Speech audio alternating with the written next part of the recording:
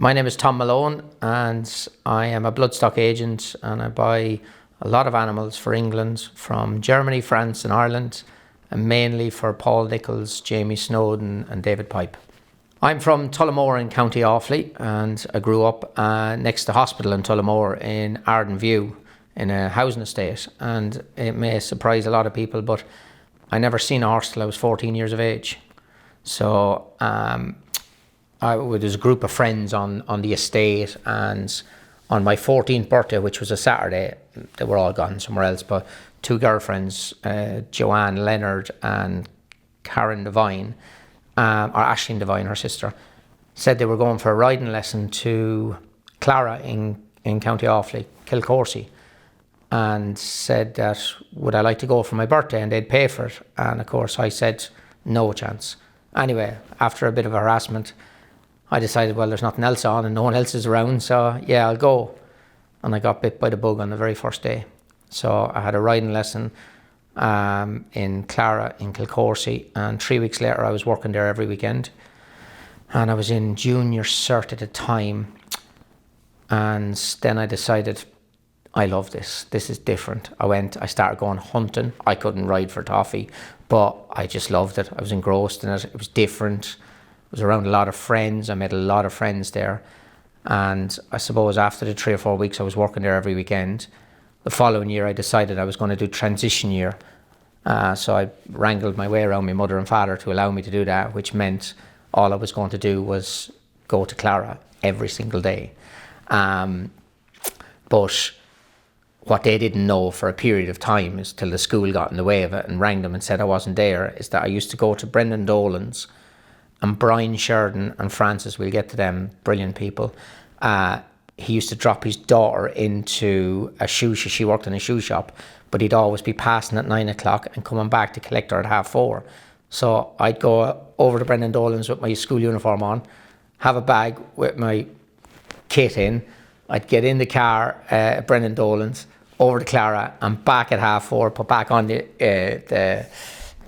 uniform and head on home. And that was working for about 3 or 4 weeks till the school got in the way and rang and said that I hadn't been in school whatsoever. And of course my mother seen me coming in with a uniform on me one day, knowing full well that I'd not had the uniform on for the rest of the day. So to say the shit hit the fan was a mistake, but I decided I had to try and do right by both, so I had to do a bit of school. So in transition year we had something that they were trying to run a business, and at the time the Tullamore Court Hotel was on the ground, so they were just putting the footings in for it.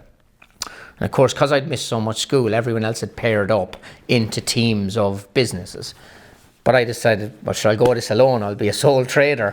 And I remember coming out there one day thinking, I think it was like probably September time, and I went over to the hotel that wasn't built at the time, and the man that owned it was a guy called Johnny Flanagan, and he owned a lot of property in the time. And I said, I'm doing business in transition year. I'd love to produce a calendar for your hotel and sell them to you, and you can give them out to all of your guests for the opening. He said, a great idea, I'll have 500. So I went away, and I think the figures were, it was costing me 230 quid to produce them, and I got 500 quid. So I made 270 quid profit, which nobody else done in the whole of the teams and the classrooms. So that meant I'd already won the competition for entrepreneurial skill for the transition year. So it meant I could go straight back to Clara. So I didn't have nothing else to do. Once I produced the calendar, I didn't need to be there. And then I think I just decided, school's not for me. So I won the competition, and off to Clara I went. And to say probably the next 2 or 3 years of my life are the best 2 or 3 years I've ever had. Brian Sheridan, Brian and Francis Sheridan. Brian was the master of the Southwest Mead Hunt, and he had brought all these kids up through the hunting and show jumping ranks, and they were a feared family in the show jumping ranks, but he'd gone more the hunting route. And James Grennan and Alan Grennan, all lifelong friends of mine, we started there all at the same time. And there was a big riding centre that he probably used to have 50 people over on a Saturday to go hacking out through the woods and up into the hills in Clara, and then we'd all hunt on a Sunday. It was just a family-run, amazing business, and you never needed money because I never had any, so it didn't matter. But they looked after us like family. Francis looked after us, fed us, and we looked after the animals and the horses, and from ponies to big hunting animals. But it was an amazing, amazing place to work, and I'll never forget. Like when I left school, I was on 20 quid a week there, but it didn't matter. I couldn't spend it. Nothing to spend it on. I had no time to spend it. Live and breathe them out there. And when I left school, I thought, I'll come here and I'll work full time. And I remember asking him for a raise, so he gave me 40 quid. So my first real wage was £40 in Clara in Kilcorsi. And I spent two years there, from 14 to 17 nearly. And I don't know, something bit me and I thought, I need to go racing. All I'd done was I rode every single day of my life. I rode hunting, show jumping. I'd done all of that, not to any competition level, but I just loved it.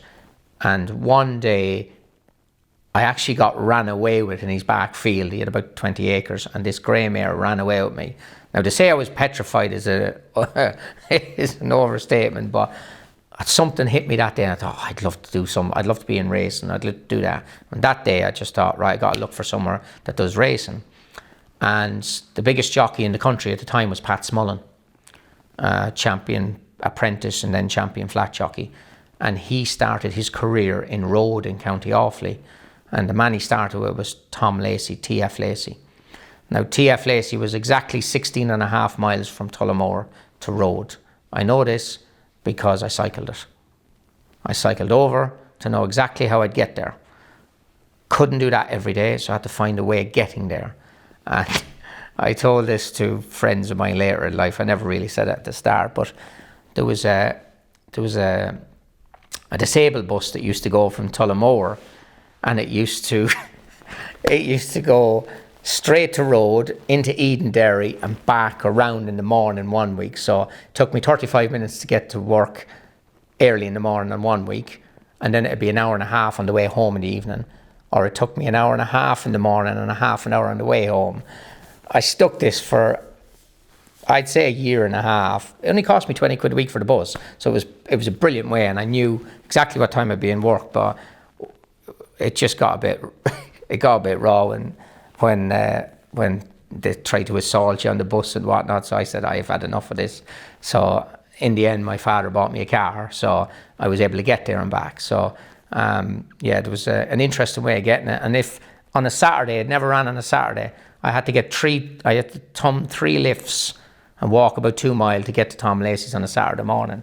But people in Ireland are very, very gracious, and once they've seen you once or twice, they'll always pick you up, as long as they know you're clean and tidy and whatnot. So so that was an interesting start to racing. So Tom Lacey, I learnt a lot there. Well, I'm going back to the late 90s. So Pat had moved on to Dermot Wells, and probably in a racing sense, the yard was winding down, but still had 10 or 12 horses there, and they were running a big breeding operation there. They had some very, very good flat mares that they were breeding from, and they were selling the offspring and helping to run the farm. Now, at that stage, I hadn't a Scooby-Doo about Bloodstock. Didn't have a iota. All I wanted to do was ride. And they got me to ride in a bumper one day, I think it was. But they had no horses there, and I remember thinking, if I'm going to go to the next step, I got to go somewhere there's something happening. So I found it. Martin Lanny is a guy who was a greyhound trainer, or probably still is actually. He was a farrier to start with, and then was a greyhound trainer. And I knew him from the pony racing days. So whilst I moved to Tom Lacey's, I started getting interested in pony racing in Ireland. And I ended up becoming champion pony race rider in Ireland, and ended up being champion jockey in Dingle that year on the 3rd season. I think I had 37 winners that year, pony racing, and went down to Dingle, won the Golden Mile, Swing North was a horse I won the Friday, Saturday and Sunday on him. Won the Golden Mile on him, was second in the Dingle Derby. I had an amazing time, but it was never I'd done my 3 seasons of that, and I had to go to the next level. So Martin Lanny got me in touch with a guy called J.A. Quinn, John Quinn, great man, and he was a big influence to me because he was a guidance as much as a boss. And we worked on the Curragh, and I was in Kevin Manning's. He was renting Kevin Manning's yard, and it was right beside Irene Oakes' yard. And I knew Irene. I used to go down, and I used to be Talkie Tommy, they used to call me. Talkie Tommy. That's what Irene used to call me. And I used to go there every day. It was great sport, it was. And I used to go to the race centre. I used to cycle down at lunchtime, spend 15, 20 minutes on the equisizer down there, back for lunch, cycle home and off go. Eat, sleep, rave, repeat. It was just daily routine, it was. And John got me going, but there was never an angle to have lots of rides. And we went to the Dogs one night with Martin Lanny and John and Richard Pugh. The whole lot of us went, and I met a guy called Ronnie Began. And Ronnie Began finished, he was one of the jockeys that finished in the first 5 in the Gold Cup for Michael Dickinson back in the day. So he was a very, very successful jockey. And he'll never forget it. He says, tell me what you're doing. And I looked up to him. Of course I did. He was in awe. He said, if you're going to shovel shit, shovel it for the best. If you're going to ride, ride for the best. And that statement stuck with me so much. So I went and I got a job with Philip Rothwell. I met him one day and asked him, could I have a job? And John advised me that was probably a good move because I'd get lots of rides, and Philip was having lots of runners. I ended up having 100 rides for Philip, and I had my first ever winner in Little Ora in Downpatrick. And I remember that statement, though. I couldn't progress any further because I was a moderate jockey, and you had to be Barry Gertie, Paul Carberry, Ruby Walsh to succeed in Ireland. And I remember that statement: if you're going to shovel shit, shovel it for the best. If you're going to ride, ride for the best. So, and he said to me, look at the trainers in England. Which one of them give their boys the best chance? So I went through it. I spent a week going through all of the trainers, and I came up with Philip Hobbs. And I rang Mr. Hobbs and I asked him, would there be a chance of me having a job? I was a conditional. He said, there's no job for a conditional, but there's a job for an amateur here, if you want it. And I said, yeah, okay. So I had to turn back amateur to go to England. I went over and spent the weekend there. And about 2 weeks later, I drove my Ford Fiesta full of clothes, made the trip over to Minehead in Somerset. And I was there 2 weeks, and I had my first ride for a minute 1. I was on a little horse called Sammy Samba in Exeter, and I think I had 5 rides and 3 winners. So it rolled for me the minute I got there. And David Roberts took me on as his aide. Mr. Hobbs said, you best go to Dave Roberts, he'll look after you. And I was schooling on his polytrack one morning. Mr. and Mrs. Van, very, very big owners of Mr. Hobbs, were there one morning. And I got a fall off a horse called Mr. Fluffy, and I burst my shoulder. I absolutely dislocated it so badly that I went white. Obviously the owners were there, and Mr. Hobbs says, what's up with you? Are you okay? I was going, yeah, I'm fine. Come up here, you best say hello to these owners. And of course I was white as a ghost, and I couldn't shake their hand with my hand because I had to do it with the other hand, which looked awkward. And to say, I went off to Minehead Hospital to get it put back in. The relief of a shoulder being put back in after being dislocated, only someone that's had it done will know. I've broken bones that weren't as painful as this, and got it put back in anyway. The following day I was riding 3 horses at Ludlow. All 3 of them were favourites. I was a £7 claiming amateur with 3 favourites at Ludlow. I had to ride these horses. So I went in the next morning, and I went in and I said, Governor, I'm good to ride today. He said, you can't be. He said, you done your shoulder yesterday? I said, no, I didn't. So Johnson White, who is now taking over the licence with him, looked at me and said, there's no chance you're riding. I said, I promise you my shoulder's fine. It's absolutely fine. So what he done then, he said, right, we'll test it. He stood on my toe and he pulled against my arm. And with every fibre in my body, I stuck it to my shoulder. And he couldn't do much with it. And he looked at Mr. Hobbs and he says, well, seems fine. And they went, okay, you're good to ride. Now, I don't know, I was 18, 19 years of age. I thought I could take over the world. It's the silliest thing I've ever done, because Richard Lee, I was riding a horse that was after winning his last 3 for Richard Lee. He was going for his 4-timer. He was favoured in an amateur chase. And I went out into the paddock, got my instructions. I went over, and as I put my hand out to go and grab the pommel of the saddle, my shoulder popped out. And I got up on the horse and I was seeing stars. I was literally in so much pain. The madness that goes through your head, and only people who have ridden will know, I thought, this is such a certainty. I'll be able to ride this with one hand. I'll just put my hand down and it'll be fine. So I cantered down to the start, but I couldn't pull him up. I couldn't move. I was getting weaker and weaker and my shoulder was in bits. And the starter looked at me, and I had never forget, because he said I had black goggles and a white face from that. And he says, you're not right. I said, no, I'm fine. And my hand was hanging here. I couldn't move it. So they took me down at the start and withdrew the horse. Oh my God, I'll never live that one down. I've cost them owners a winner. And Richard Lee, his wife, man alive, did she give me some bollocking after that. We're actually very close now. We talk an awful lot these days, but it was a bit frosty there for 4 or 5 years back in the early 2000s. And yeah, and Sammy Samba was going running that day, and he would have won again, but obviously I didn't get to ride him. So I was out for 3 months with my shoulder then, and I came back. I was a week back, and I went and had a ride at Fontwell and broke my ankle. So for the first 6 months of being in England was the most amazing time, and the second 6 months was horrible. It was. So when I got back after the ankle anyway, I went in. Mr. Hubb says, look, in your absence, Robert Stevens, who's now a trainer, a good fella, has been shining, and he's going to be the amateur next year. And he said, look, you can stay on. There's a job here for you, but it won't be as amateur. And I decided, no, that's not really what I want to do. I deserve a bit better than that. And he said, I'm sorry for the way things have turned out. That's just how it is now. I said, grand. So I packed up the car and I booked a ticket to go home. And I headed for Fishguard, and obviously the boat was booked.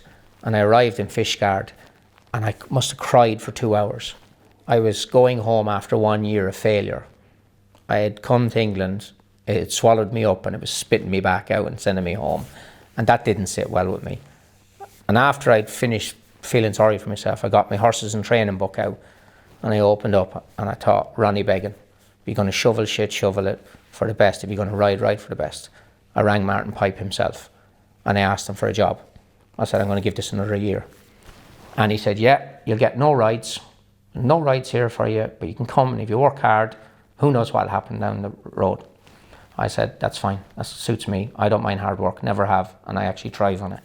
So I went home for a week and then came straight back with the Fiesta, went to Pipes, and never looked back. It was that phone call was a life changer for me, because I could have just went home and I'd have ended up, which would have been perfectly fine, working for my father as a builder or a carpenter and whatnot, and absolutely fine, but it wasn't for me. It wasn't going to be the job I wanted. And I was 3 weeks back in Pipes and I started riding for him. So as much as he said, you've no rides, he then gave me the next 4 or 5 years the most amazing rides, the most amazing bollockins. Some of them, they weren't great at the time, but by God, they'd write a book now, they would. I'd say them 6 years of Pipes were an amazing, amazing time. The previous 10 years, so the middle 90s, late 90s, early 2000s, were when he was having 3 and 4 winners every day. But in the time I came to Pipes, that David Johnson was there, and he had 100 horses there. One owner had 100 horses. There's been no owner like that in England. Well, I don't know about before, but definitely since him, there hasn't been anyone like him in England. And he was an amazing man. And we used to get the best of horses in. John Lower was there. Roddy Green, Jerry Supple, Jamie Moore, Andrew Glastonbury. We had 10 jockeys that were riding work. It was an amazing place to work. The horses were very good. There was a lot of horses coming from France, and Tom Costello's were sending over lorry loads, and lots were coming from the Point of Points, and it was just a vibrant place. But I still had no interest in Bloodstock at that time. All I had in my head was riding winners. That's all I cared about. Couldn't ride for toffee, but I wanted to ride winners, and if I was getting a chance, and the only thing I ever done was worked hard. Once you work hard, you get away with a lot if you work hard. So I never used to drink.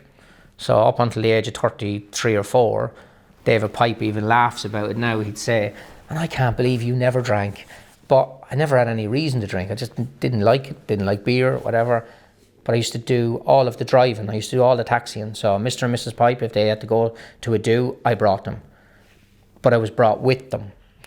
And then I was introduced to owners, and I was a part of the evening, and that made more to me than being out and getting drunk. So I used to be called a taxi man around the place. So I used to get a few quid for taxiing. So I just loved that scene, and we were meeting people. I still had no interest in Bloodstock, but towards the end of my riding, because McCoy had just given up and he'd taken the job with JP, and between Tony McCoy leaving and Timmy Murphy being retained by David Johnson, there was I want to say about an 18-month gap there. Tom Skew was riding a lot of horses, but Mr. Pipe was very good that if you won on a horse, you stayed on that horse until it lost. So, and I was a conditional, a £5 conditional at the time then when I changed back, and Mr. Pipe could win 4 races with a horse in 2 weeks, and there was always a boys race in the middle of them 4 wins or 3 or 4 wins, because you don't get a penalty. So I was sitting on a horse sometimes. I remember Celtic's son one day, he was £35 well in. I won an 18-runner boys race around Newbury, and he won by 25 lengths. There was no stopping him. If he trotted, he'd have won by 10. But them types of horses were just amazing horses to ride. The time I spent at Pond House was an amazing time. Just every day we used to get our riding instructions in the morning, and we'd get a piece of paper, and it would have all of these things that needed filling in: the date, the race course, the time, what the weather was on the day, what the horse had on him that day, was it left or right-handed, what additions does he need the next day. And of course, for every ride we ever had, we had to do that. And I can see why he used to catalogue everything, so that every horse had a folder, and if it ran 10 times, there's 10 jockeys' reports in there. So if that horse starts to do something different, he'd take out them reports and go through. He says, Tom Malone said he hung left, Roddy Green said he hung left, AP McCoy said he hung left, right, grand, there's a problem here, we need to do something here. And it was just by repetition, so we'd do them every day. So we were riding in a boys' race one day, and there was a young fella from Germany called Kai Wanoff. Well, sorry, his name was Kai Bonoff. We called him Kai Wanoff. And I was riding Celtic's son in the boys' race, and it was 4 to 9 on, right? It was a certainty. And he had 2 in the boys' race. It was 18 runners, and Kai was on Rose of the Hill. Never forget. And we went in for the instructions. I was all excited. I'm riding in David Johnson's colours. I'm riding for Martin Pipe. I'm all excited. And I go in, and he said, "You stay the fuck away from him. Don't go near him on the race course. Just stay away from him." So I said, "That's fine." I was a bit shocked, but yeah, grand, we'll do that. Kai lines up on the tape. The tape goes. Kai whips left-handed and T-bones me at the start. We've a 4 to 9 favourite. We're second last, and I look over at him and says, "I'm not getting a bollocking for you. I am not getting a bollocking for you." And anyway, concentrate on the race. And I'll never forget, he left the back straight, and I thought, this horse really isn't going forward. He's gone down. And the course kind of goes away and you can go down. So I gave him a squeeze, and he just went, off he took. And then won 25 lengths. And I was thinking, why didn't I just leave him asleep where he was?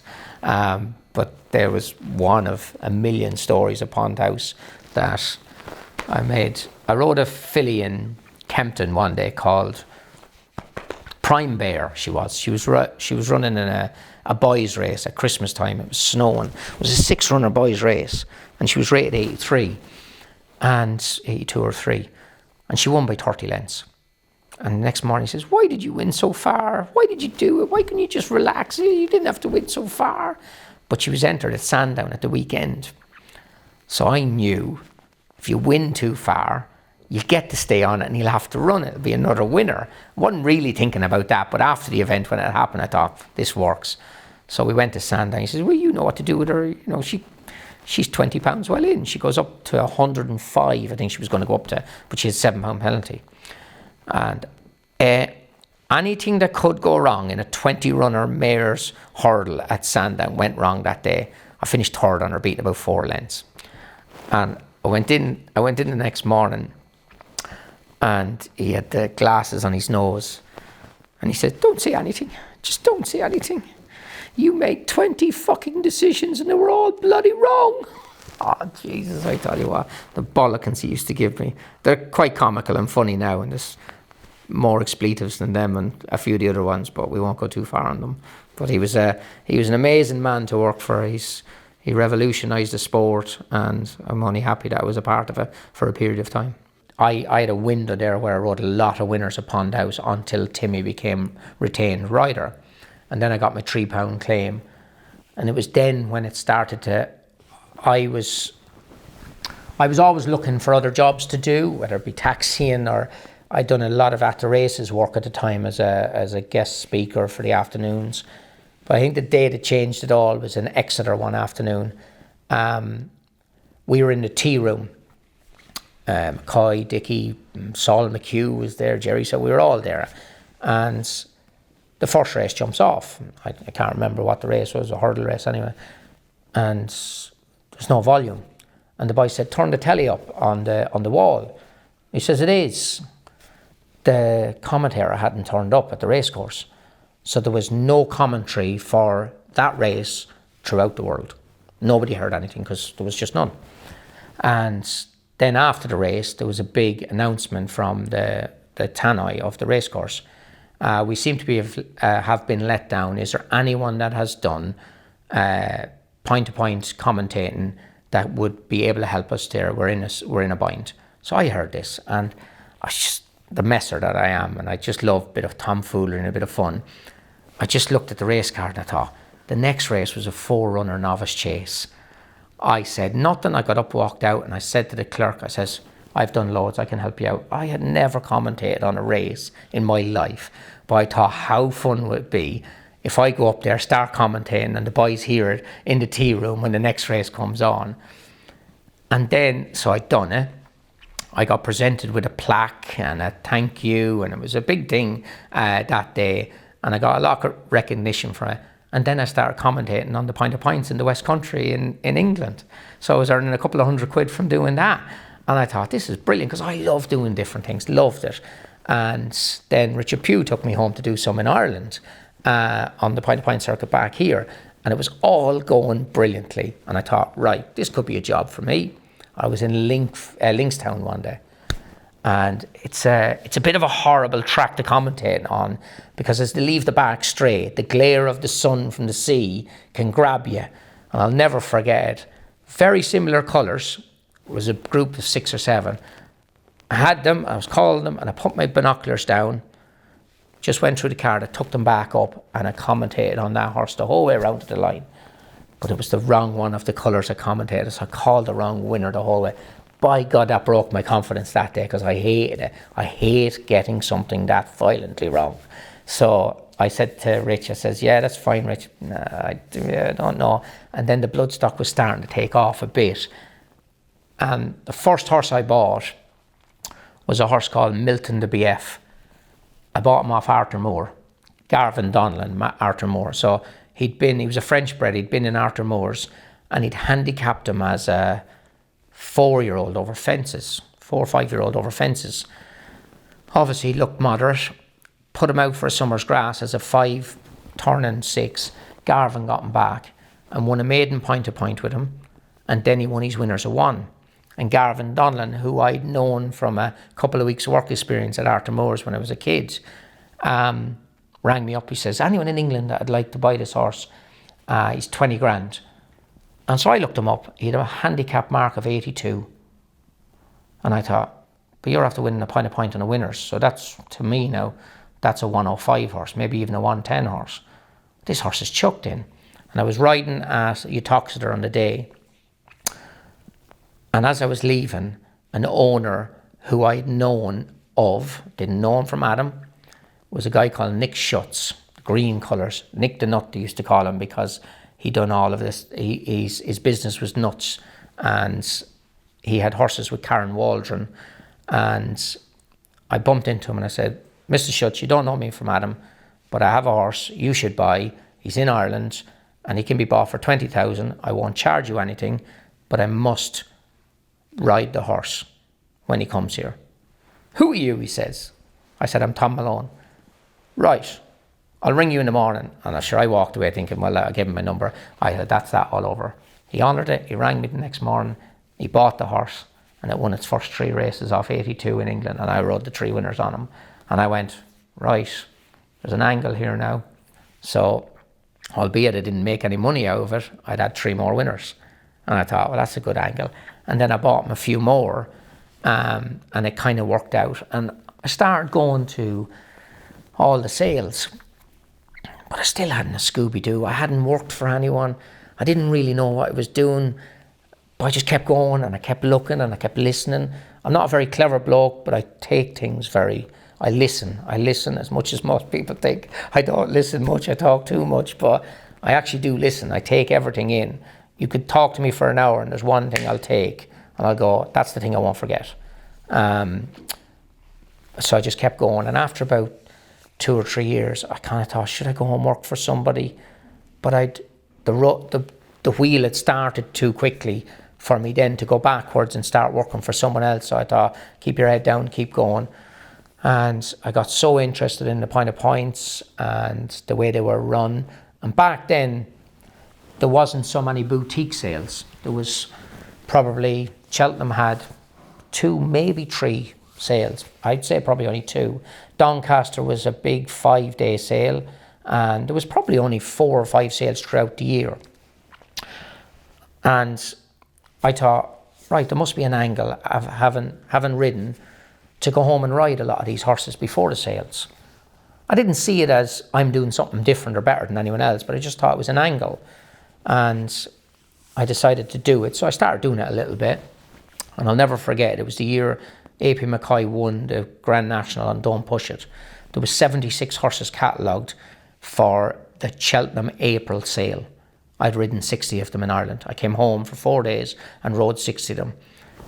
And why I know Don't Push It is because I had just done 3.5 days and I was heading back to Richard Pugh's I used to stay with Rich, and I was heading back to his after riding for 3.5 days. And I remember heading through a little village called Prosperous in Meath, and I had a bookie office in it, and I wasn't going to get back to his in time to see the Grand National. And I got in there, and I'd say there was 10 of us in there like sardines, but I was starting to seize up. I'll never forget, I was after riding and driving, I was starting to seize up, and I had tears in my eyes watching McCoy win on Don't Push It in that betting office in Prosperous. I thought it was the most amazing thing I'd seen. And then back to Richards, and I think I slept for about 14 hours. But I'd ridden 60 of the 76. Now, I didn't think that was any different than just doing my job. But I remember going then to the sale, and Aidan Murphy must have said it. He came over, he said, there's no point in the rest of us being here. You've been home and rode the bloody things. You know more than anyone. I kind of looked at him and I thought, right, okay, well, I didn't see it like that. And the one thing I do maintain, it never made me buy the best horse. It stopped me from buying the wrong one. So you were wind and movement and all that, because actually it's only in a race you're going to find out if the bloody thing's fast or not. But it did stop me from buying horses that I knew weren't the right ones to buy. And yeah, so after that, it just became, the sales became more relevant to me, and then there was more sales, and I just started to ply my trade and work hard, and I just kept my head down, and it took a long time to get going. But I think the turning point for me was I was in Wincanton one day, and I met up with Paul Nicholls, and I said, because I'd ridden once or twice for him when there was about 12 meetings on, and he didn't know who I was, and I got a spare ride. And I told him what I was doing. He says, don't ever be afraid to put a horse to me. I said, lovely. I'll do that. And I put a horse to him called Salubrious. He'd won a bumper for Pam Sly, and Andy Stewart and David Johnson bought it. And he ended up winning a Martin Pipe at Cheltenham Festival. And that was my first ever Cheltenham Festival winner. And then the relationship with Paul, and I was doing a little bit for David Pipe at the time, and Jamie Snowden. So I was starting to get winners, and I was only learning as I went as well. So I was making plenty of mistakes, plenty of them, catastrophic ones. But the people I worked for knew that it wasn't through hard work that the mistakes were being made, but we were going to get there. And as long as they stuck loyal to me, by God, I'd stick loyal to them. And then I think the next big turning point was when Anthony Bromley decided to become racing manager for Simon and Isaac Swade, and he decided that he was going to gear down that way, which opened the door at Ditchit for me, which made a massive thing in my career. And it'd still be there if that job wasn't available, I'm sure of it, but that is how life goes, and he made a decision and it opened the door for me, and it's one I've never looked back from. And some people might say myself and Paul are quite alike, and we rebound off each other these days, but we work hard and we're doing our best to find the fastest horses, which leads us to France, Irish Pint of Pints, Germany. So Native River was probably the first good horse I bought, and I bought him in Dungorney in Cork, Alan Ahern's, and I'll never forget it. The horse, he unseated in a Pint of Pint in Drumahane, and he was after coming up the straight. He must have passed 6 or 7 horses. He was way out of his ground, and he just went through them like a knife through butter. But a horse fell at the last, and as he jumped it, he T-boned him, and he unseated the rider. So he wasn't going to win, but he was going to be a good second. But the horse had shown more boot and more ability in that race than any other horse. And I went to see him, and he was in Alan Ahern's in Dungorney, and I never came out. He came out of the shed, and Alan's had a dodgy hip, and this horse was doing his best to move to show himself off, but Alan couldn't show him off because he was hobbling on down the yard trying to trot him for me, and I was going, Jesus Christ, this is hard, this is painful. He'd nearly been better off he let him loose in the yard. But the 3 or 4 strides I did see, this was a beautiful, beautiful animal. I ended up getting him bought, and I bought him for, in my eyes, Brocade Racing, who I'd started doing a small bit for. But they'd left out one vital piece of information in the few chats that we'd had. They hated chestnut horses. But I'd given 80 grand for this horse, and he was arriving over in Somerset for them to just come out, say, yes, we love what you love, Tom, we'll buy him. And so I rang them up and says, I found your horse. He's in Culmstock now. Are you going to come and see him? He said, yeah, what colour is he? I say, he's chestnut.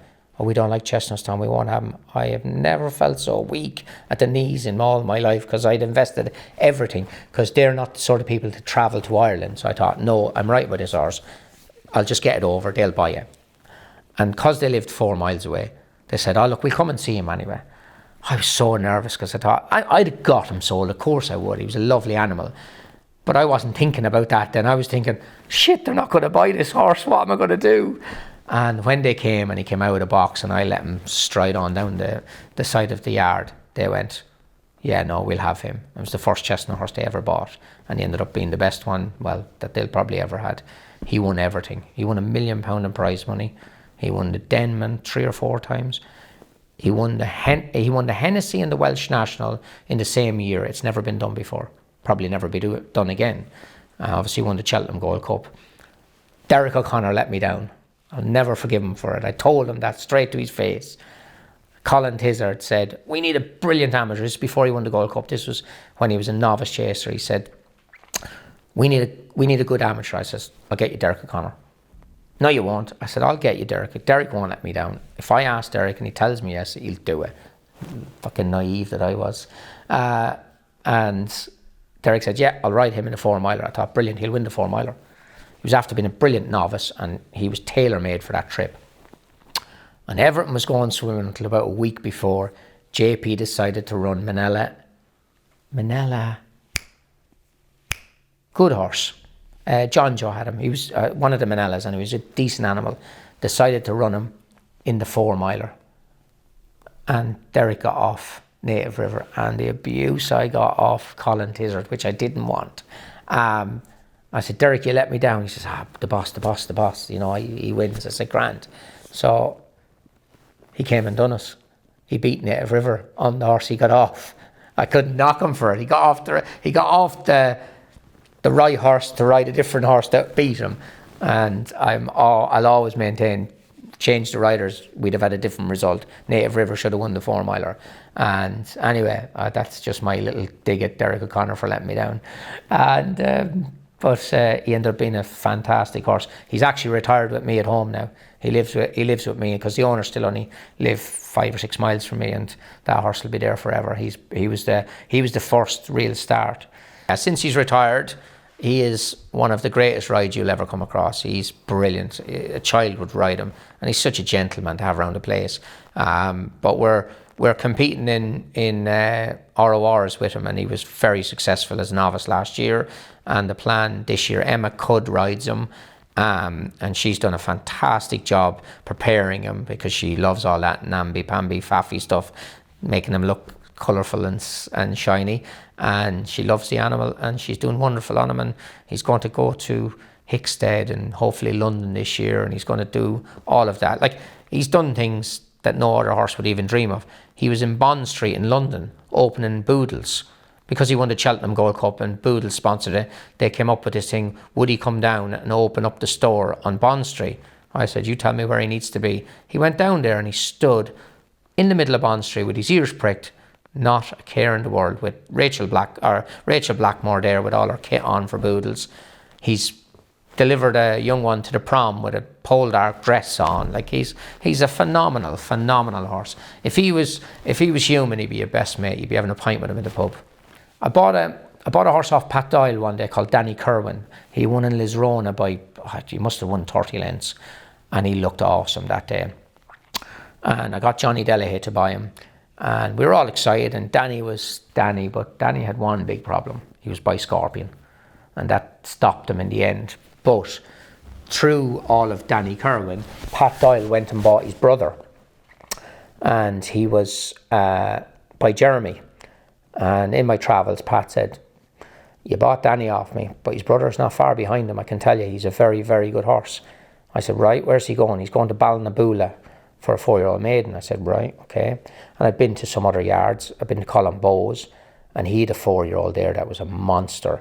Beautiful, beautiful horse. And he was going to Ballinaboula, and James Doyle had one going to Ballinaboula. I says, well, Tom Malone, you're going to be in Ballinaboula.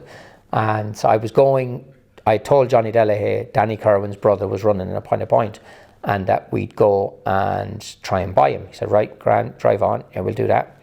So off to Ballinaboula I went, and there was 6 runners in the race, a 4-year-old maiden, and I'd have bought the 6 of them. That's how good a race it looked in the paddock. Beautiful animals. And I did say to Pat Doyle, I said, Pat, your horse looks a bit fat, little bit tubby. He says, I know, I've been thinking of it for a week, but he does everything so easy. I said, oh, grand, sure, that's fine. So 2.5 mile maiden, they went a fairly modest gallop for a mile, and the 6 of them left the back straight. There wasn't 3 lengths between them. And as they turned for home, Pat Doyle's took off and Columbo's took off, and they just left the field for dead and came down a lot across the last 2 fences. Pat Doyle's cried enough, and then this horse careered away to win 10 lengths. That was a 6-runner race in Ballinaboula. The winner was Envoi Allen, who I went and bought at Cheltenham for Cheveley Park. And Pat Doyle's horse, who I didn't buy in the day, was Appreciate. So it was a 6-runner maiden point to point in the middle of nowhere in Ballinaboula, had 2 Cheltenham Festival winners in it. And that is why point-to-pointers make the money they make, because you can bounce in and you can buy a Gold Cup or a Cheltenham Festival winner in them. And as much as people say some of them are disappointed, you go anywhere in any industry, there's going to be disappointments. But there's professional people producing professional horses. At that level, you've got to be there to buy them. And that's, Envoi Allen was a smart animal.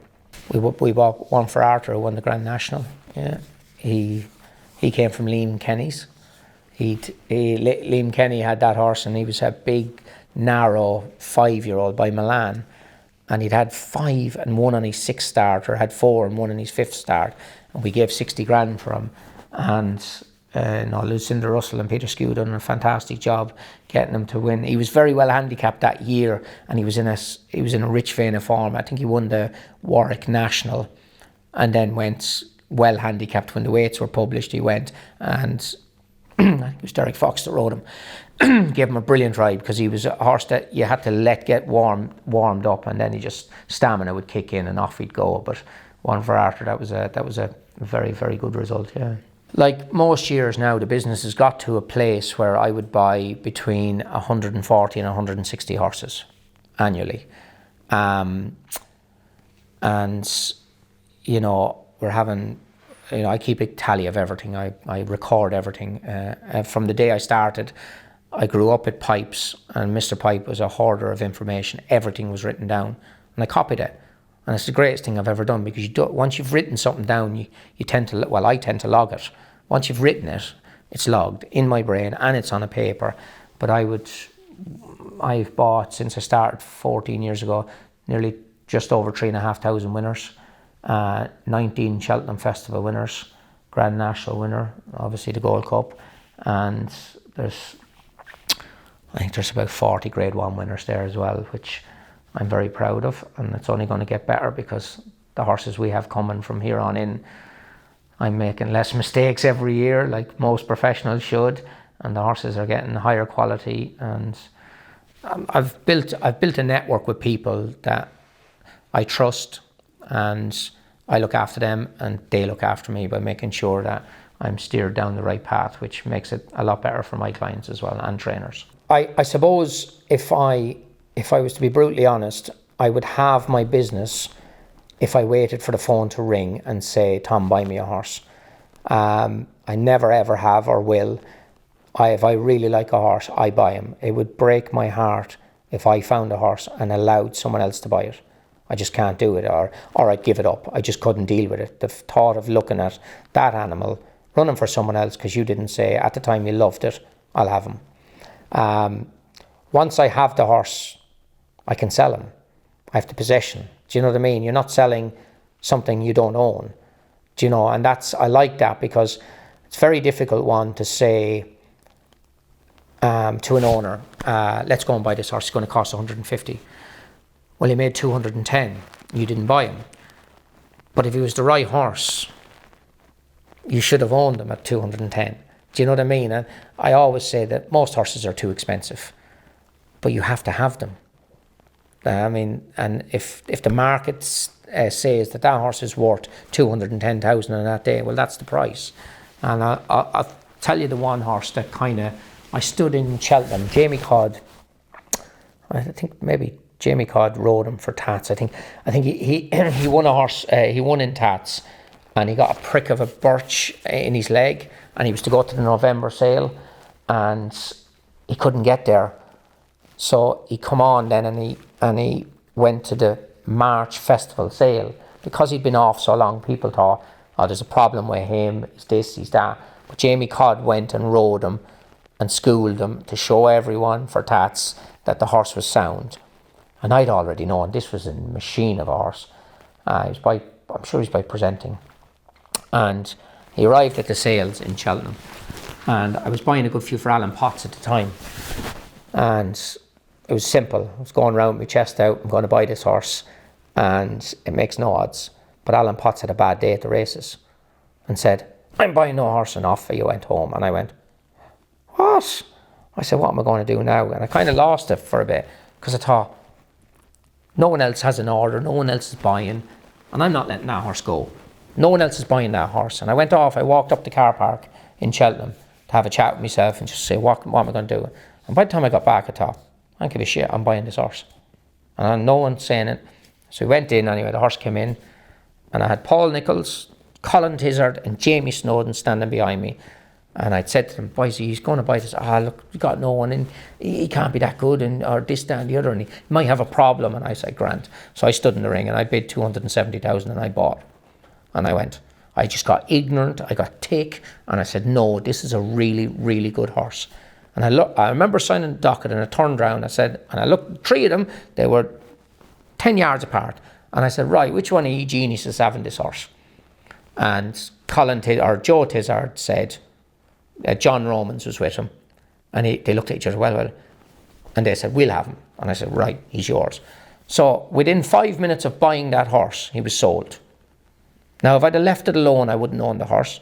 And he ended up being a Grade 1 horse. He won the Cato Star at Kempton at Christmas time. He ended up being a very good horse, 155 rated. I really liked that horse. But that day made a difference to me, because I said, if I'm confident enough to put my neck on the line and say, I'm having this horse, someone else should say the same. And that's probably the difference with my business being halved and being to where it is. I don't tend to go with one industry's better than the other. They're two very unique industries, France and Ireland. The relevance for France is that they're probably a little bit more precocious and they're maybe a bit sharper, some of them. But when Ireland start doing well with French breds, the Irish go and pillage France. So what I found over a period of time was that a lot of the French breds were back in the store sales. And I think 3 years ago, myself and Paul bought 20 stores, and I think 12 of them were French breds. Now, we didn't start out to buy a French bred horse, but they were in the store sales. They were at the Land Rover and the Derby sale. And we've had some very good horses out of them, very good Irish horses out of them. But I think it is a cycle, and I think the French are starting to want to keep a lot of their own horses. I think what Willie and Paul and Nicky and Gordon are doing with the French horses, I think they're pulling their horns in and thinking, we're losing our industry. I think they're seeing this now, and they're starting to keep a hold of their best stock, or the ones that they can. Nicolas Lajeunesse is one of the biggest breeders in France, and he's now not wanting to sell. He's rather sell half shares. Il est Français, this machine that won the Cato Star at Christmas time, he kept him and sold half of them to Lizzie and Richard Calvin Hughes. So there's a machine staying in France because they want to try and win the French Gold Cup, and I'm sure one day he's going to be back to try and win a Gold Cup in March, because the Hugheses would love to be big owners and have a big horse like that, and he is a once in a lifetime horse. Willie is doing extraordinary things right now with French bred horses, with any horse. I think he's running right now at a 48% strike rate, which is unheard of. It's ridiculous, Willie. It's absolutely ridiculous. And more power to him. But the Irish bred horse always holds up. I've got to a point where I probably buy 30, 35 stores a year, let's say. On average, 20 of them will be for Paul, so we can pick the best.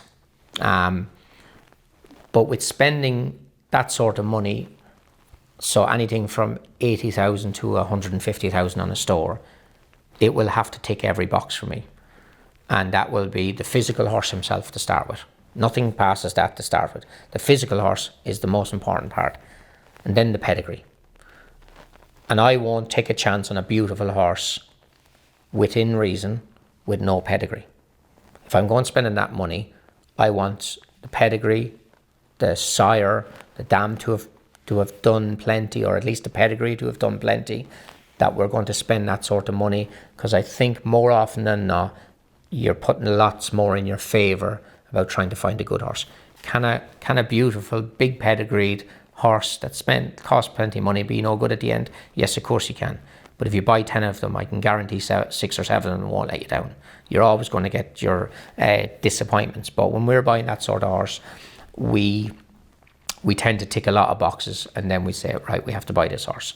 And that's proven very good for myself and Paul now over the last 5 or 6 years, because we found we weren't able to spend the most money to buy the best horse at that given time. And what we were doing was we were underbidding Premiership horses, and we were buying First Division. So no more than any football team, if you're not spending enough money consistently at the top level on the best horse, he may not be, but the industry perceives him to be the best horse, you're gonna win in the long run. If you keep buying the best horse, you're gonna win at the end. So then we decided we we could probably spend the same money on the best store. And would that work for us? And it did. It absolutely did. And I think the turning point with that too was when Gigginstown stopped buying stores. We were able to then be the biggest player on it, because when Eddie was buying them, we'd be underbidder quite a lot, because Paul got annoyed with me one time. He says, we're missing all these horses, and he had a shout and a roar at me and says, we're getting beaten on all these horses. And I said, buddy, you need to start coming to the sales every day with me. And then over the next 6 or 8 months, I brought him to every single stale, and he could see what was happening. We weren't missing the horses. The horses were there. We could have bought them. We just couldn't afford to buy them.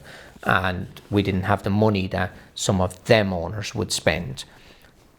But that's turned around now. So now we're buying a group of the better stores, and now we have money to spend on farm horses. So we now are building a brilliant foundation of bumper and novice hurdlers and novice chasers, and hopefully, touch wood, it's going to see Paul stay at the top for as long as we can.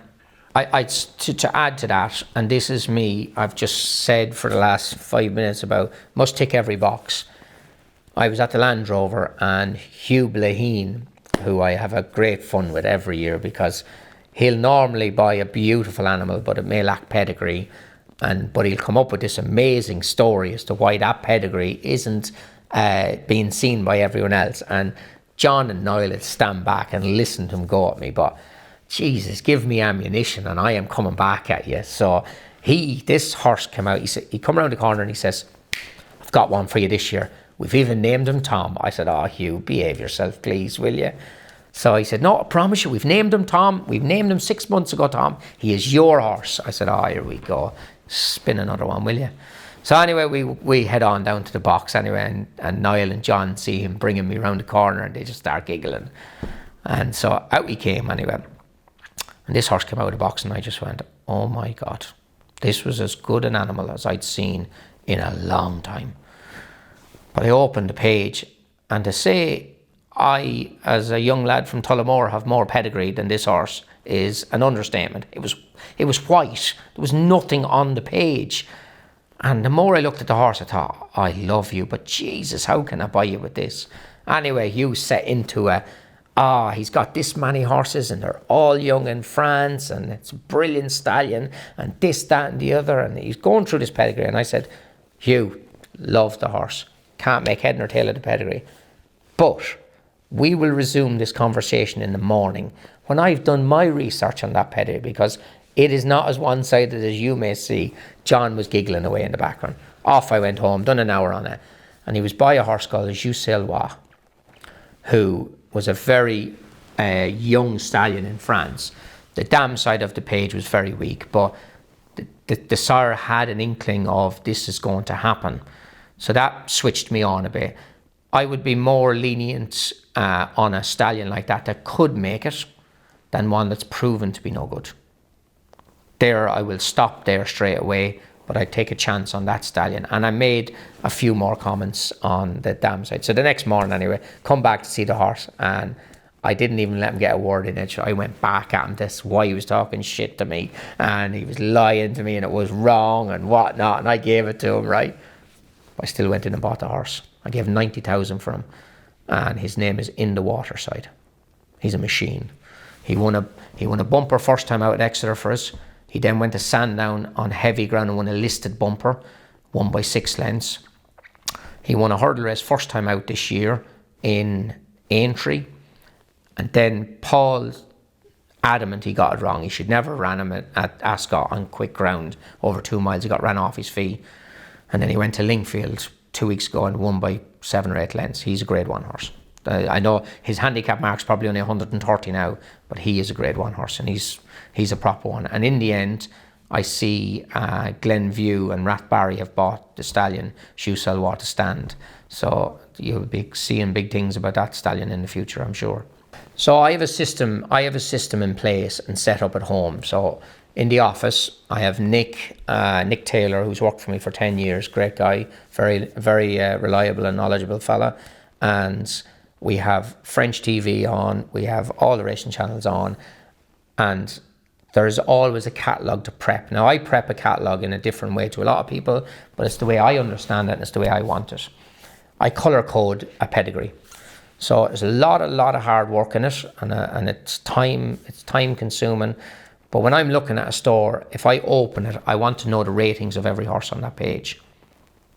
So by doing that, it's a lot of hard work. But the minute I open it, I have blue is 0 to, for instance, blue, a colour blue on a horse's name is 0 to 110. Green is 110 to 125, 125 to 145 is yellow, and 145 plus is pink. So the minute I open that, I can see a sea of pink or a sea of blue. I know straight away it's a weak pedigree or it's a strong pedigree, instead of thinking, I wonder what that's rated. Because I believe black type should be only for horses that have a certain rating, whereas some can scrape home, be rated 105 and be beaten 40 lengths in a listed mare's chase one day, and she gets black type. I don't think that's right, personally. But some people will see black type mare and think, oh, she was a good mare. Well, was she? I will know by looking at that page in my way. And again, then there's the other side of it. Some mares weren't black type, but won 10 races and was rated 148, but never actually wasn't trained for a black type race. So that can be hidden in it as well. So that's how I like to prepare. So for instance, for a store sale or for any sale, I do it this way. I would normally want to see at least 3/4 of that catalogue, with the exception of maybe a pedigree that's proven to be no good, or a stallion that's I don't see fashionable. They will still be seen by my team, but the 3/4 I need to see, I see with my own eyes. And then the boys, whilst the sale is on, go out and see all the others and make sure we haven't missed something. And that's how the preparation for each store sale or each catalogue, it's definitely a week or 10 days in advance of that actual sale. So when we get there, I love to get to a sale, if not, depending on the amount of the days, 2 days before a store sale and a day. So if Cheltenham is on, I'll always go up the day before and look at them all. And then I have 24 hours to calm down, think about everything I've seen, make rational decisions, that they're not last minute. And they're at the start, I suppose, before I knew I'd get an order, I'd say, oh, I have to fill it, I have to get that order. But actually now, I say to people when they give me an order, I says, as long as you don't go off and give that to someone else, and it's there for me, I will fill that perfectly well. As long as you sit tight and wait. And as long as people do that with me, they normally come out on a winner. I suppose living in England, I was getting to a point where I was getting very busy buying pointers. And I was wondering on a Sunday afternoon after a horse had won, wonder what he's like. Is he big, fat, small, thin? Is he a good horse? What was the race like? And then I started to do it a bit different. So I thought, well, if I get on a plane every Monday morning and I get disappointed every Monday afternoon, I end up doing a lot of flying and driving and to not actually know.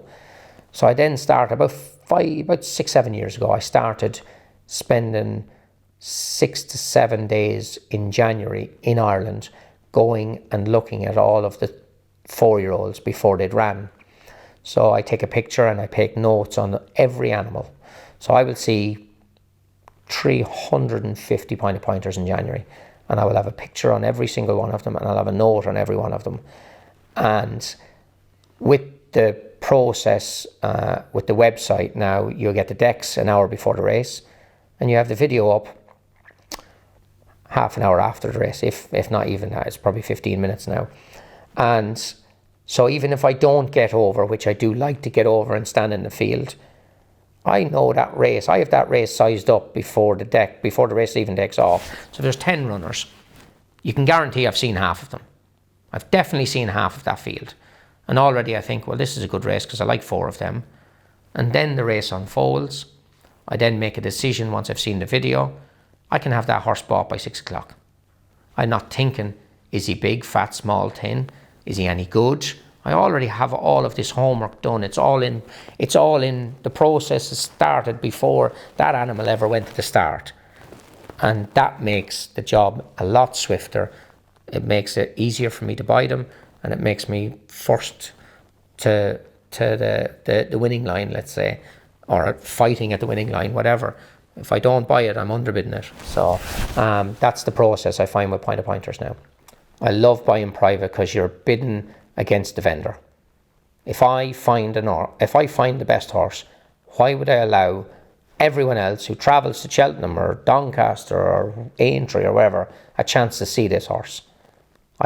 That's not my job. They'll see it when it's in our colours running a bumper in Chepstow or Cheltenham or Navan or wherever it may be. That's when they should see it. So the thought of anyone else, there are times I can't get it bought privately and I just have to sit and suffer. The one time, this is a great story, when Alan Potts was winging along and we were buying, Wilson Dennison went to Old Town. I was one of the first 4-year-old maidens of the year, and I'd been to the yards, and Wilson's horses or Colin McKeever's, they always tend to improve for a run and get better as the year goes on and can end up being very good horses. But this 4-year-old maiden, when the decks came through, Gigginstown had the Derby sale topper from the year before, Deafy Blue he was called, and he was, by all accounts, by Gordon Elliott, he was supposed to be a very, very good horse. And Dennis Murphy had one in it called Palmer's Hill, I think it was, and he was his best horse. And then Wilson Dennison had a Flemonsford in it. And the race took off, and Gigginstown's came to the 4, and Palmer's Hill as they got the 4 out. And then this Flemonsford just came upsides them and just went away from them. He actually galloped through the last fence and he frightened himself and he took off again. This horse was 17-1. He was a June 4-year-old. This was February. And this thing had annihilated a horse Gordon Elliott thought was a black type horse and Dennis Murphy thought was a good horse. And he beat them. He beat Dennis Murphy's 20 lengths and he beat Gordon's 7 or 8 lengths. And we were trying to get him bought, but there was so much action on this horse that Wilson Dennison, no, it has to go to the sales. So I got Alan Potts revved on this horse. And Joe Tizard actually came up the day before and rode him at Cheltenham just to canter up the strip to say he'd ridden him. And this thing was gorgeous. Now, this wasn't even 4, and he looked like a 3-mile chaser already, but also had the ability to beat. And I'll never forget, Alan wasn't there. He was down sailing his boat in the Mediterranean, I think it was. And he was so excited when it came to buying a horse because it was a challenge. We're going to own this horse.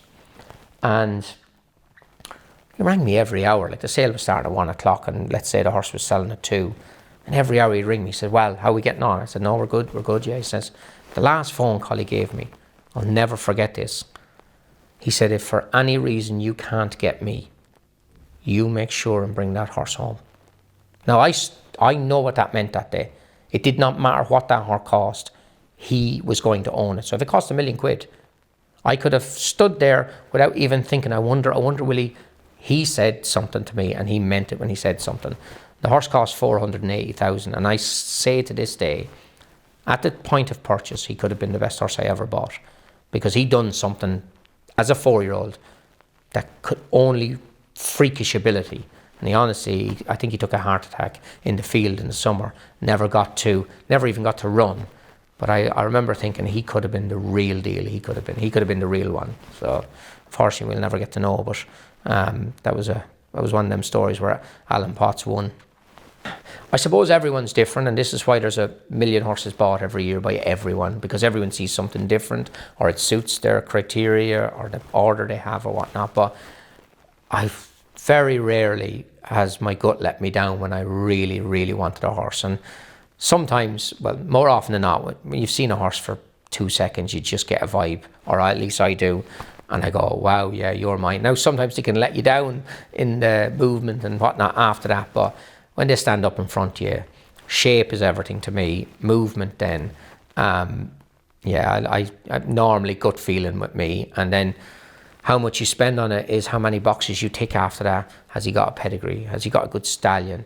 Is he big enough to be a chaser? And once you start ticking boxes, and I get to a point where if I've ticked, you can't tick every box, but if I ticked nearly every box, if I don't buy him, I will underbid him.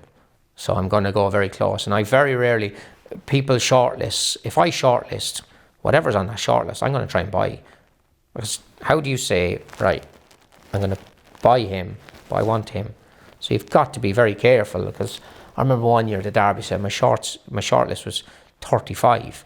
Well, I wasn't going to buy for 35 horses, but they were 35 beautiful animals. So if you bought lot 1, let's say, that was the first one, and you bought lot 10, do you wait for the next one? Don't buy him. So it's a bit down to gut feeling, and you've got to be right. And well, you're doing your best to be right all the time. But yeah, so when there's a lot of horses, you've got to be extremely lucky as well. Very lucky.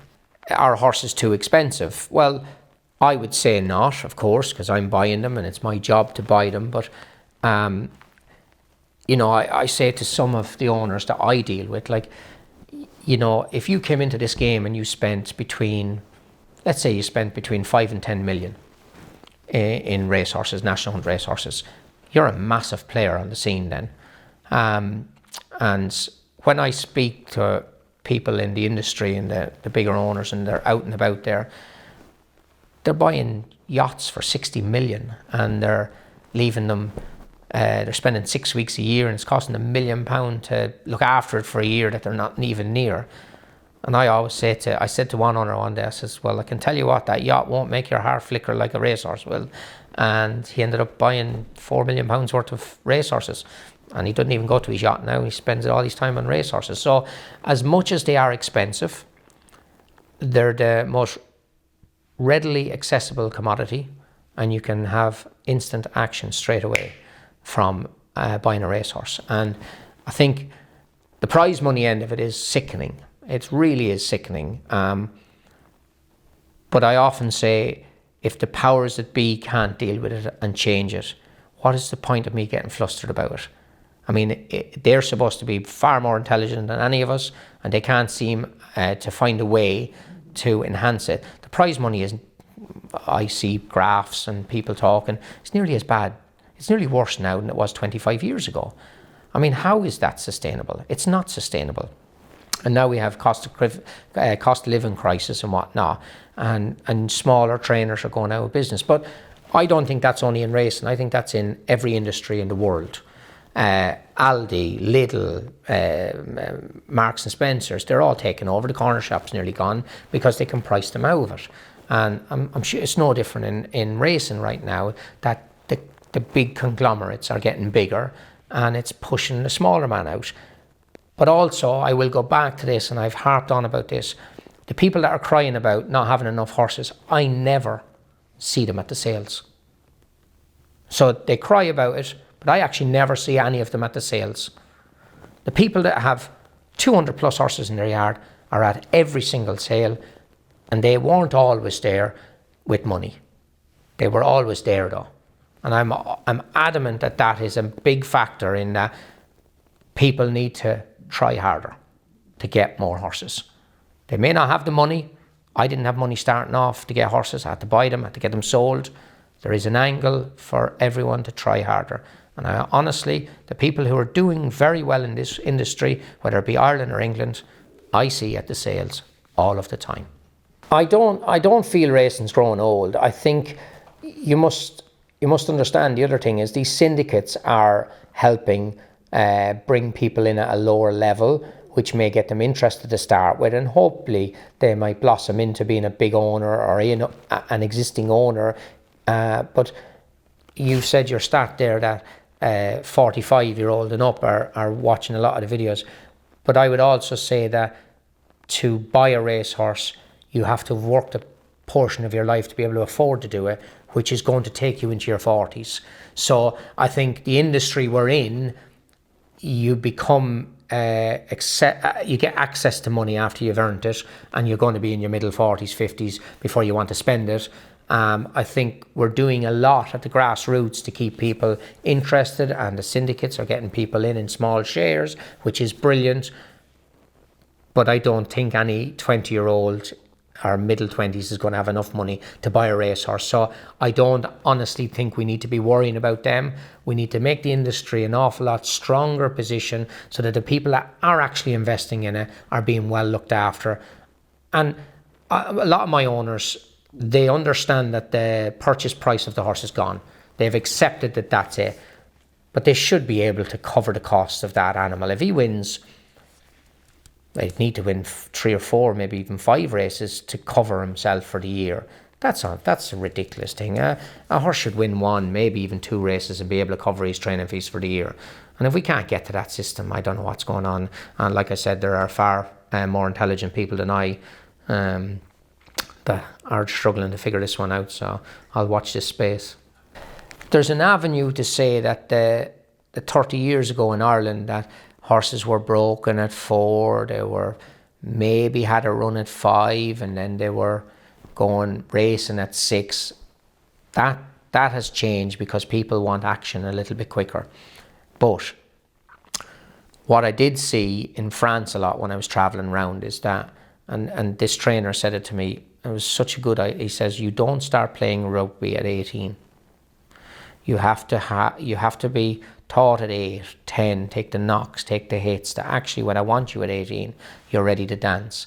And in France, they break them at 2, do a bit with them, school them, chuck them out, bring them back in, work them, school them, do a bit more, chuck them back out, bring them in. And then they've had 3 runs at do a bit of work, stop, do a bit more work, stop, and then let's go racing. So they aren't just taken in broken, let's go racing. You'll snap. And I think the industry, we are adapting to that in Ireland and England because the horses are far more handled. They're handled as foals. They're handled as through that process because they're being pinhooked. They're being handled as 3-year-olds. To break them is simple now. With it, you can break and have a horse moving around and doing a bit within a week, 10 days now. Whereas back when I started and before me, geez, they were like bears.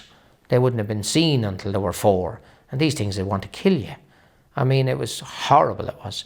But that's not, it's very rare you get a bad one now. So I think the industry is changing. But I do think horses shouldn't be left in a field till they're 6-year-old. It's a very archaic way of doing it, given that this is why Willie Mullins and the like of have gone to France looking for horses to come back. Well, you're messing around breaking him as a 5-year-old. He's after winning a bumper, 2 hurdles and a novice chase before you even hit the racetrack. And that's what'll keep him as champion trainer. So I'm not saying it's a wrong way of doing it. I'm just saying the industry has evolved and we need to keep going with the way it's evolving.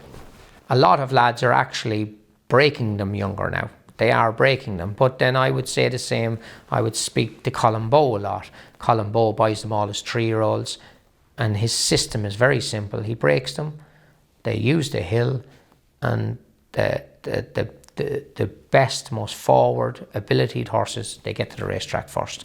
And then you have to just sit tight, and that's where a trainer becomes worth his weight in gold, is he knows which ones he can push and which ones he has to take a pull and give them time. And that's down to the trainer at the end of the day. Personally, a 3-year-old point to point on heavy ground, I don't know if that's the way forward, personally, okay? That's only my opinion. I can having a 2-year-old sale and producing them a bit earlier, that's fine. But I haven't thought long and hard enough about it to know if it's the right thing. But the thought of a 3-year-old, I've looked at 120 horses today, and there's probably, I could count on one hand of them that you could even consider running as a 3-year-old in a point. So you're literally running them back end as a 3-year-old, nearly 4-year-old. So what's the difference? Some might say, well, it's only 2.5 months later. 10 weeks at that age of their life is a long time. It's a very long time. So look, there's far cleverer people than me that would have a better opinion on that. I haven't thought about it hard enough to know, but it wouldn't, I don't see the benefit. Paul Nicholls can't tell me after we've won a bumper with a horse if he's going to be a real grade 1 horse. And I'm expecting someone to tell me as a 3-year-old, having just broken it, so I've got to be level-headed enough to know that if someone else thinks that's a good idea, they're going to have to spend the money and prove it to me. I would buy a bumper horse before I'd buy a pointer if they were readily available. But they're not available anymore. The problem is the most readily available commodity to buy is a pointer. because every bumper horse is owned by Jigginstown or Barryconnell or Bective Stud. So that system is gone. You can't buy them horses anymore, and they're not available. So you end up having to source them in the Pine of Points. And in France, I end up buying in France. I think where I've done very well in France was I was buying horses that were probably 6 weeks off running. So the same process, like the Pine of Pointers as a 4-year-old, go and see them all, and then maybe try and get a deal done, because you know you're going to have a big fight in your hand with the likes of Willie and JP's crew, Charlie Swan and Hubert Barb, and yeah, so there's a lot of fighting done after the event. But if you've earmarked the horse, he'll be a fraction of the price. He'll be a quarter, a third of the price, and try and get it done beforehand. Yeah, you're taking a bit more on trust, but you've seen him school, you've seen him gallop. I like doing it that way as well. There's a lot of people working in France, and it's they scour the country. Like, I'll go to France next week. I'll spend 3 days looking at 3-year-olds in the process of them running over the next 5 months. But I use a few people to help me get about France. Geoffrey Hewitt and Nicky Belanda are two guys I work quite closely with out in France, and I like going and seeing the animal. I will have confidence selling it to someone else if I've seen the actual animal. I find it very hard if I haven't seen it. I'm asking for someone else to tell me it's a good horse. I just want to believe it myself first. So I like to be on the ground. I like to see them. And COVID kind of knocked me back a bit, because I probably neglected France a little bit after that, but I've started going again now because I need to. And I think I've had 2 horses come out of France that I got very envious over. And one of them was Imperial Pass, because when I seen him in the flesh, man alive, what a beautiful animal. They done amazingly well to buy him for the money they have. And the next superstar I've seen is Sergino. I think he's an aeroplane. And, you know, had I been in Artoy that day and seen him, not saying I'd have been able to buy him, but I'd have been a lot further down the line to buying him if I'd seen him. Seen him the other day in Cheltenham. He looked awesome. So, so the green-eyed monster has come out on them 2 horses. I don't have a preference for any horse. I just like buying a nice, big, scopy horse. And if that's French, if it's German, I've done well buying out of Germany. Bought some beautiful big horses out of Germany. Laylor came out of Germany. I bought him as a store, but he came from Germany. He was nearly 17 hands. He was a beautiful big horse. I don't really care where they're from. If I see the horse I like and I can make the pedigree work for me, I'm all happy for buying it. I was quite lucky at the start. I was trying to do it all. I was trying to do all the flat and all the national hunt. And I had a very good owner called Charles Wentworth. And he had horses with Alan McCabe. And actually, Ruby Walsh told me, he said, "You're buying a few flat horses?" I said, yeah, I buy a few. He says, "Katie has a proper breezer this year." He said, "You should have a look at him. He's going to the breeze ups in Newmarket." So we did. I looked at him. He was by Dutch Art. And I don't think he came up in a very quick time, but he looked a little bullet of an animal, and I ended up buying him for 65 grand. And he ended up being Casper Netcher. And he won the Mill Reef, he won the Greenham, he won the German Guineas.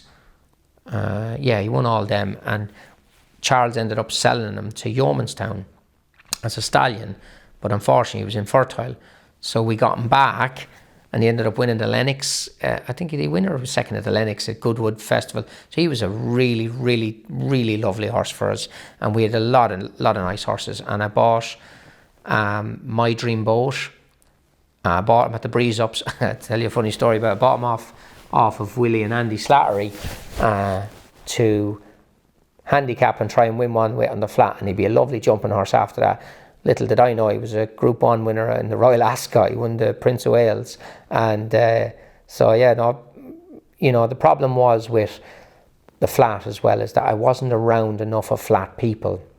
I'm in the West Country, and I was just ragging myself trying to do every sale and every flat sale and every national hunt sale and then all the Point of Points. And I just had to kind of make a decision that, you're in the process of spreading yourself too thin here now, and you're going to miss out on what you should be good at. So I've started buying a few more breezers again now. I love buying a flat horse because I still think it's the same horse. You're still buying a nice horse, a nice athlete. Pedigrees are obviously different. You probably can get away with a bit more on national hunt because it's all down to the physical attributes in the heart of a horse, whereas the pedigree means a lot on the flat. And at the same time, I do enjoy it. So I enjoy buying flat horses. I think trying to find a switch off point in with this job is a big thing. And I found it 2 years ago. It's 1 mile from my back door. It was called the Orchard Inn. And I used to go up there every Sunday, because about 3:30 on a Sunday afternoon, all racing's over, pint of pinting's finished, and Tom Malone has no pressure. He can switch off for the rest of the evening. If I'm going to buy one, I know I'm going to buy it in a pint, and I can get it dealt with, but I can switch off for that evening. I love playing pool. And I used to go up there every Sunday evening with a group of guys, from plasters to electricians, knew nothing about horses. It was brilliant. Switch off, play pool. My jaws would hurt from laughing with the slagging that went on. Have a right few drinks, home, bed, start the week. And then it closed down in July. The guy that was running, a good friend of mine, was under a lease agreement. He couldn't make it work. The lease was crippling him. And it closed down, and they were all going, all that group were going to other places 5, 6, 8 mile away, and I was going, don't suit me, I don't want to go there, and it's something different. And I was getting a bit itchy fingers, and it became apparent that it could be bought. So I kind of inquired, and the man wanted a certain price, and I said, no, I'm not paying that. And people were saying pubs are on their backside at the minute, so I said, no, that's not for me. And then I had a few drinks one Sunday a month later, and I said, I was getting bold and brave, and I sent him an email. I says, if I came up with this, would you sell it? He said, if you put it in writing, I will. I put it in writing the next day, and I bought the pub. And I bought it on the premise that the guy who runs the 2 best pubs in the area was going to run it for me. John Coward is his name, great guy. He runs the Bear in Wiveliscombe and the Martlet in Langford Budville. And he came on board, and he says, yeah, I'll lease it and I'll run it for you. And he said, but we can open it straight away. I said, John, you're dealing with the wrong bloke. I said, I'm going to gut this place. This is going to be beautiful the next time you walk in there. So my brother David, who all the boys know, came over and they worked on it. There was 40 people on that place at one time just caning it. And we done it in 10 weeks. We gutted that and put it back to a beautiful pub in 10 weeks. And it opened on the 15th of December. And you can sit 100 people down to food, and 50, 60 could stand to have a drink, no problem. It's a real little all-rounder. It's a racing pub now, and I've incorporated lots of racing memorabilia into it. And lots of the trainers now are using it on the way back from Exeter and Newton Abbot, Taunton. They're all using it because there's no racing pub in the area. So, albeit I lease it to him, he's a good friend of mine. It's such a pride thing for me to be able to go up there, have a game of pool with all my mates, and it's not an ego thing. It's a pride thing. It was either going to have the name Malone's or go back to what it was 50 years ago, the Royal Oak, and I changed it back to the Royal Oak. And the feel-good factor in the area for that being the name of the old pub when it really danced 50 years ago was amazing, and that place is dancing as we speak now, so long may it continue. I love what I do, so I never class it as I done 14 hours yesterday, I done 18 hours the day before, I done 7 the next day. I don't actually class it as that. Whatever needs to be dealt with. I wake up in the morning at 5:30, I feed the horses. They're fed before 5:45, 10 to 6, and then the day takes care of itself after that. So whether I do, my ideal day in the middle of the winter is from October onwards, is I get up, get the horses done. If there's something to be ridden out, we try and ride them out, do a couple of hours in the office, make sure we're on top of what races are in France on that day, what bumpers running in Ireland, what point entries are in. We're on top of it all, so we know exactly, each person has their job in my team, and we know exactly what we're doing. And then I'll do a couple of hours in the office, and then I get in the car, and within reason, if racing is on with an hour and a half for me of the day, I'm gone racing. because I have runners every day. So, and I like being there, and thankfully, and touch wood, we have winners most days. So it's an enjoyable day, and owners are happy, and you're trying to sell the next one, and you're just keeping the ball rolling. And then I come home, have tea with my wife, the kids are there, everyone's happy. Next morning, same thing happens again. I suppose we all have our unique points, but I would say that I am aggressive in wanting to be the best, and I want to find the best and the fastest horse, and I'll put my neck on the line to do it, and I'll go above and beyond. And until someone else, there'll always be whippersnappers coming through. I'm sure when I was starting, Anthony Bromley and Aidan Murphy and Minty were thinking, look at this little upstart coming along the place, and I'm going to have to deal with the same thing when someone else starts. But they were very gracious and very helpful, and I think everyone kind of looks after each other in this, but at the end of the day, it's a business, and I want to be the best, and I'm going to strive to try and do that. I've always gone by the harder you work, the luckier you get, because I think you open a lot of doors, and if you're a go-getter, kicking more doors open and leaving them closed is the way forward. So yeah, the harder you work, the luckier you get. Tom Malone training horse as well. That's a funny one, because all my mates like to rip the piss out of me. I had a few pointers at home, and the problem is it doesn't matter what you do in life, or at least I do. I want to do it right. So it breaks my heart when one gets beaten a point. So, but we've had a good strike rate. I think we've got a 40% strike rate in points in England for the horses that we're running. I have no interest in training race horses. I don't know how they do it. I think most of the trainers I work with are psychopaths anyway. So they're nuts. They need to be as good as they are. And I would like to think that I'm going to stay a little bit sane for a little bit longer. But the future, I don't know. Keep making less mistakes and try and find them superstars, because that's all anyone cares about is the superstars, and stay as healthy and happy and for as long as I can in this game.